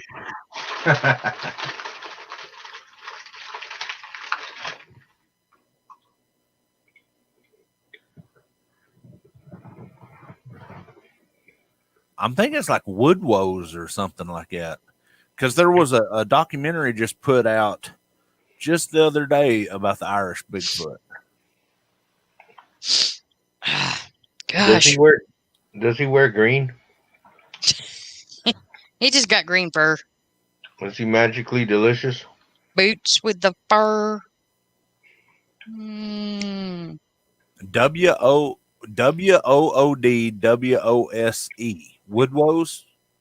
Woodwose. How would you pronounce that? Woodwose. Yeah, Woodwose. Woodwose, something like that. Yeah. A Woodwose. Philip Brocco. I was on a research out in Berlin Lake in Northeast Ohio. Oh, that's a hot area. 15 years ago, I got stalked by something. I was in meditation out at the lake. I heard it come in and it scared me. It ran fast on one side of the lake, kicking and rutting. It didn't like me being there. Now, when you're saying that it was kicking and rutting, That was the only one kind of rutting I know about. Now, I guess when you're doing meditation, you're sort of making yourself a beacon. If you're receiving. Wood wasp. That's how it's pronounced. Wood Okay, wasp. thank you. Yes, wood wasp. Folks, I'm an Okie. I can't pronounce that stuff. Okie from Muskogee. And that's a real old. The Weiss family before they was in Louisiana was Irish. So I mean, the old there's some old magic over there too. Oh gosh, don't even get me started. I mean, that was even before, when I was there for 12 years, and Where's that that? was before Louisiana, Oh yeah. and that was before I was. I mean, I had an interest. I mean, I'd sit there and I'd watch ghost hunters, searching, finding Bigfoot. I'd watch all the shows because, like I said, I've always had an interest in these things. And then 8 years ago, I had my experience that actually made me a full-blown believer. And it's just, I don't know. It's Well, that feeling is so hard to describe to people. It's not even funny. in And like I said, Texas and Oklahoma, you get such a melting pot of so many different cultures. I mean, it's Mhm. everywhere in the U.S. now, but especially in Louisiana. I mean, because you got the French Creoles that came over, you got the African slaves that was here, for lack of better terms, folks. you've got your mulattoes, your Creoles, your Cajuns, your Then you got the total first French Louisianans. down. Yeah. It's like Oklahoma, Oklahoma's got a conglomerate of all of Christian and that's what I just did a show on the paranormal side of things the other day about Oklahoma. And the big thing with Oklahoma is you have all these Native American First Nations tribes that came here, because it was literally a conglomerate of reservations and then we're also right in the middle of the Bible Belt. So even the Christianity side of things here in Oklahoma is intertwined with a lot of Native beliefs. I mean, you see a lot of the snake dancing ritual. That's it's so funny how it's tied together, and it's real hard to discern on the spiritual side of things. Now that we're talking about meditation and everything else, in Oklahoma, if it's demon, Aramaic, Sumerian, or Native American, or Christian, or it's hard to discern. But Well, it's like everybody talks about the same thing, but has a different name for it. absolutely, Yeah, just different cultures, and some. It's. I look at it like how people are. When you are of a different ethnic background, you have a different look to. I mean, different facial features and things like that. And it seems like same goes for the Sasquatch throughout the world. I'm glad They you have said different that. features. They have different colors of hair. They have different body builds. From which it's just it's so weird because I mean, if you see a bear, okay, even bears, okay, you look at a black bear here in America, and then you go over to Malaysia and you look at a Malaysian sun bear. It looks almost like a black bear. But then it's got those claws that come out like Freddy Krueger, and it's got that long snout almost like an anteater. Mm-hmm. And it's just, just from different parts of the world, no matter the species, there are, you have, if it's, when it comes to your background and heritage, there are differences. You have different facial features, different hair colors, skin tone. No matter what it is, it just seems like they are running along the same lines of how their DNA breaks down with ours. Well, not with ours, but, mirroring ours. When I first started this, I made a statement and I almost got laughed out of the community, but now people's really thinking about it. When I tell people that their sociological and their religious background has a direct in the interpretation of what they see in the woods. When it comes to Sasquatch, ghosts, or anything, your religious and your sociological background has a direct I wouldn't just say a direct. I mean, it just flat out. You look at the prime example, the North American Bigfoot. has a certain way of description. And then you look at the Tibetan Yeti has a certain description. But their religions, even the First Nations, the religions have a direct influence on how they interpret what they're seeing. All right, let me pull this up right quick. I'm probably going to pull it here. He's probably sent me a picture. And this is straight out of Ireland from Mr. Damien Cott. I have not seen this yet. So I'm going to, folks, I am going to review this before I post it just in case. Yeah, you got to do that. I get so many messages, I just don't even answer them unless it's somebody I know and I know they're not sending me dumb stuff. Now that's actually kind of interesting. Share screen. Skittles in the house. I'm going to have to. Oh, now it's showing people's names. No, that's my best friend. Hers pops up because in fact, I don't know. I guess it's because we're friends. Because it seems like the people that when I do see names, it's people that are on my friends list on Facebook. Oh, and then that's probably why Gary's seeing certain people. And well, the reason I'm seeing certain people is I've got my profile open. This is my show profile. So since I don't have any friends, none of mine are I'm your showing friend, up. Big Dog. I know, but I don't see no comments from people that I know. All right. one likes. I'm getting there, bud. I saw it.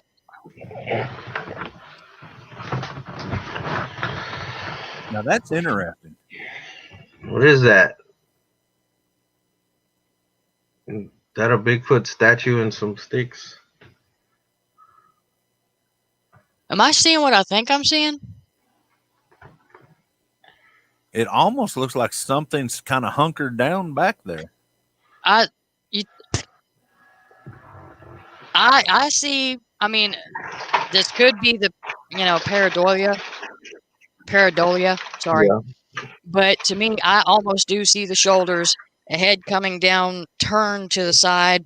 I can see the eyes. We're seeing the same thing. Okay, you see where the stick is going straight across. Mm-hmm.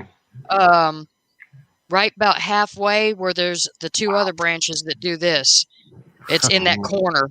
Yeah. Well, folks, that's what I'm looking at. Let me throw some other stuff at you that's on Damien, or if I pronounced your name right. Thank you for sending these. This is actually quite interesting. I've got two machines going here, so I'm going to have to stop share. Let's go over here. Yeah, Gary, just go ahead and call yourself my production assistant. Folks, wait until you see this. This is kind of almost on the Shemaine? I'm on the edge of my seat. Is it Shemaine or Shemaine? Charmaine. Oh. That looks like almost like a spiritual face. I've seen a lot of photography anomalies or photographical anomalies in the spiritual side of things that looks like that. All right, let's go back the other direction. This one's even worse. Looks almost like two faces. Damon, can you throw us some kind of background on this, bud? But here's the check that. Oh, what?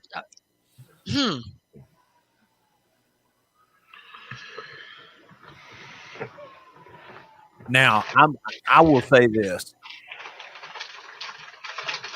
From a survival standpoint, especially knowing the Irish people, I've got a very good friend that's in Ireland. I've got another good friend that's in England and travels up into Scotland. And knowing the bushcraft culture from over there, when I see that, I see a bushcraft shelter. Because that's what I was about to say. That looks like a lean-to. Just a quick shelter. Because that's basically how you're taught to make them. Can you see my mouse on there? Yeah. Okay, if you look right here, see how that is cut and not broke? Mm-hmm. See how this is cut and not broke, and how it's cut down here. Yeah. But I'm not saying that something's not going to use that, but that's the way. This is the type of shelter that we are taught to make in a bushcraft, in a survival situation, and that is a very popular subculture or practice in Ireland and Scotland. Well, that right there is awesome. I mean, that's basic survival training for simple shelter. First thing, you worry about shelter before you even worry about fire. I think I might have messed up. Okay. The Facebook. Good Lord, what are you doing to me there, Gary? I'm sorry. I'm trying to. After you said, I think I messed Put up. me in a matrix. That's a picture of a picture of a picture of a picture of a picture of a picture of a picture. Woo! I got promoted. Oh wait. Okay, tell me, Ashley. Tell who what. Tell me more. Tell me more. Tell me more. Philip S. Bracco. I am much Celtic and Italian. I mix with French and Scott. And in the area you're in, I can see that because of Oliver, the War of 1812. Now, Damien Scott, he was saying a wolf. I don't know. The shaman, maybe the green pitcher. I don't. I'll tell you what, Damon. If you're talking about you want to see more of his, what is next Wednesday's date? Oh, good Lord! I mean, I don't want to do a show like right before Christmas or. Next Wednesday would be the 23rd. Okay. I'll tell you what, Damon. Not next week. Well, crap. No, because then that would put New Year's we'll do the final show of the year. Unless you're planning on a big deal for Christmas, do it the 23rd. Okay. Damon, if you are interested and you do have access to come on a video chat, we'd love to have you on. And Gary can run through, since he's our tech superior guru here. He could run through the pictures, and you could actually sit there and just talk to us and explain things to us, so we're not going off of these different things. You can message me on the Central Alabama page. You can message Gary again, get with him on it. God, I love Ireland. I want to go. Like I said, look, I'm woods. Wait, how do I turn my wrist? Okay. See, I've got Scandinavian Viking in me, and Irish and Cherokee and Creek. So I got the Falknut, so that if I die in battle, I'll make it to Valhalla. But inside the lines, I've got the Irish colors, Irish flag colors. Okay, full circle. Full circle? We're coming right back around. We talked on the spiritual stuff, the Sasquatch. We started this thing on Dogman. Yep. Miss Amanda posted something about 23. Don't know what that means. She was telling me it was the 23rd. Okay. But I've got new news. New news? Yeah, about Amanda. Those pictures that I posted to you and showed to her, and the audio that we have recorded in the area. That's the reason this is interesting. Sent that audio off that I played for y'all. I'm not going to play it here. I'll play it on a separate. We'll do a show on it. But to some audio folks that are better than me, and they think it's canid. What? Really? They say it is when they put it on a spectrograph that it's right in the frequency of dogs. See, when I heard it, I thought it sounded similar to like a coonhound. You know the audio I'm talking about. You've heard it. I want you to play it for me again, though, just so I can listen and see if I hear it there. But of course, after the show, I'll play it here. It don't bother me. If I can find it again, I've got 2 minutes. Videos, music. Okay.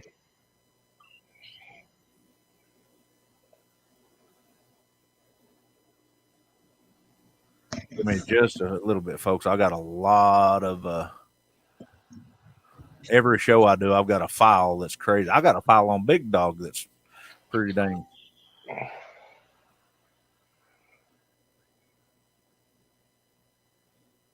Damon, is that something you would be interested in doing next week on the 23rd? I know you're way different time zone, but it'd be 8 o'clock Central Standard Time, America. He's 6 hours ahead of us. Yeah, because Ireland, the same thing as Italy. The same thing as England.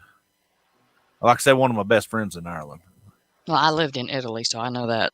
No, Italy's 7 hours ahead of me. Because it's 6 hours ahead of East Coast time. Well, Oh, that's a big leap.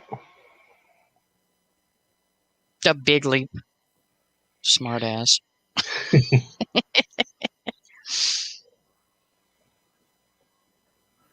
I'm trying to remember what I've actually named that file.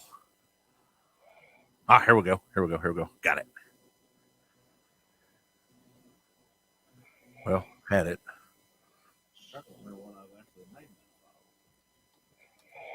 Ah, here we go. Production guru. Yeah, you jackass. I just saw that. You snuck it in on me. Ah, here we go. Production guru. Yeah, you jackass. I just saw. Sorry about that. Did you just replay me saying that? Yep. I was like, in the that is a universe now. way late echo. That sounded. My production guru went out the window. Okay, here we go.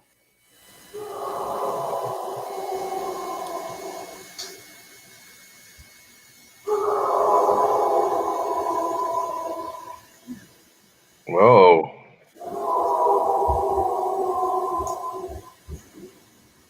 It sounds like a howler monkey.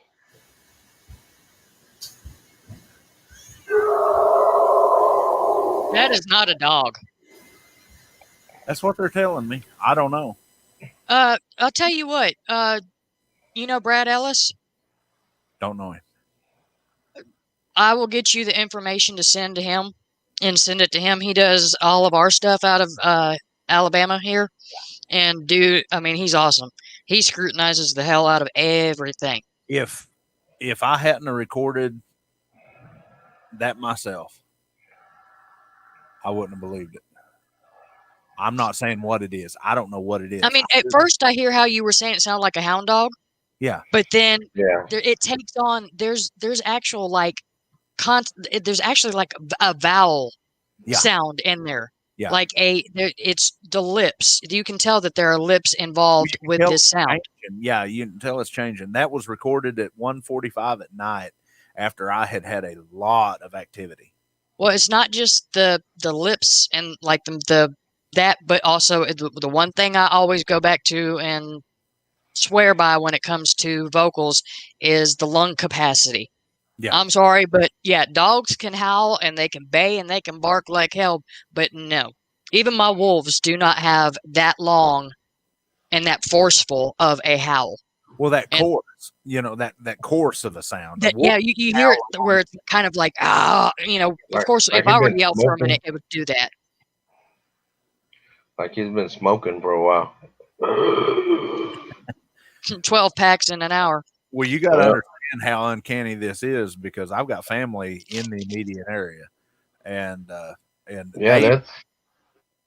Go ahead. That's spooky. That's crazy right there. That sound.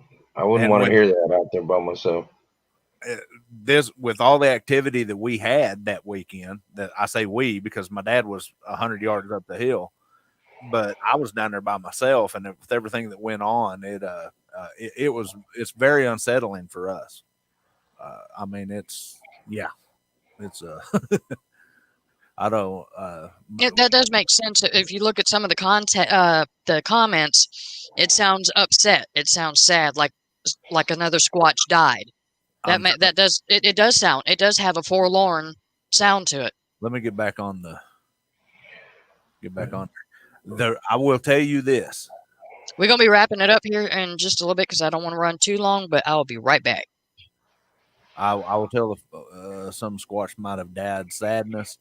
I don't think it was sadness. I think it was pissed off because I literally ran them out of the area because they was getting pretty ornery with me in the with my campsite, and I had to get a little bit obnoxious with them to get them out of the area because they was I'll just say it, they was coming up and slapping on the side of my RV and kind of rocking my RV, and then it was hot, so I had my windows opened. and you could literally, I had where I was sleeping back in the back part of it, I had those closed with the blinds pulled, and then in the front part of the RV, I had the windows open, and you could literally, I've got that on audio too. I had a recorder sitting on my dining table in the RV. You could hear them coming up to the window and going, oh, taking off running back into the woods. To me, aggressive. Yeah, I stayed in the RV when they were shaking the trailer. It's spooky. It is. It's spooky. Yeah, I didn't like it very much. Philip, scary if I was alone in the woods. Well, that was the first time I'd been alone in the woods since I had my Class A sighting back in 2016. And that's actually on my channel. You can catch it on one of my shows where I describe that experience. And let's just say that I've got plenty of reason to be extremely terrified of these, or I would say I'm terrified, extremely unsettled about these individuals. It's the reason. In all honesty, if you think that's a pissed off Bigfoot, then it was mildly upset. Because I've got some vocals. I will play for y'all as soon as I can dig them up on my discs, where I've got them recorded from where people came in and started strip mining the woods, taking down the trees there, and there's no doubt. I mean, it was not like the Ohio howl. It was not like, you could tell. What I just heard, I heard the forlorn sadness in it. These other ones, when they were in strip mining and they were basically taking their home from them, there was nothing but fury in those vocals. And I've heard pissed off squatches too, from Montana, Idaho, all the way down into Oklahoma, and I've even heard them down in Sam Houston, and they are different. The only thing that and once again, I have to go by our experience that we've been having there for years. The sadness, the only thing that I could think that would be causing the sadness like that would be maybe they was sad that I ran them off. I don't know, because I ran them off that night. Once again, my interpretation of the behavior leading up to that point, they might not have been being aggressive, but I took it as I didn't want them to keep continuing it because it was scaring the fuck out of me. I'll be blunt with you. And I'm sorry, after you seeing one like I have, that you ain't got a gun big enough to take one of these out without him getting you. No, but it could be sad. And once again, I don't even know if it was Sasquatch. I just know that this is the behavior and the sign that we had up to that point. I recorded that night. I've still got like 36 hours I had 5 recorders going all weekend long. And I've still got a bunch of audio to go through. I've got audio of them walking through you can hear them rustling the brush, walking right by the recorders. I mean, you can hear as they come right by it. It's interesting. I'm trying to catch up on these comments. No, don't read. Don't stay above. Stop reading. Stop reading right now. Turn your head and quit reading. They're like so random. Whoa. The second to last one, please don't go there, dude. That if you can delete your comment, please do so. Dude, I told you not to look. I told you not to read. Damn, what the heck?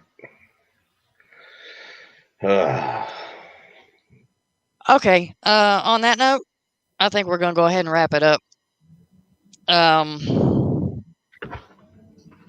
Thank you for the vocals, Gary. And Big Dog, pleasure to meet you. Would love to have you back. No problem. Right now. Do what? I'm biting my tongue right now. I don't really know how to taste that's why we're about to cut off. Sorry for the abruptness, folks, but kind of be careful of what you comment on the show. Y'all have a good night. We'll see you again next Wednesday, 23rd. Good night.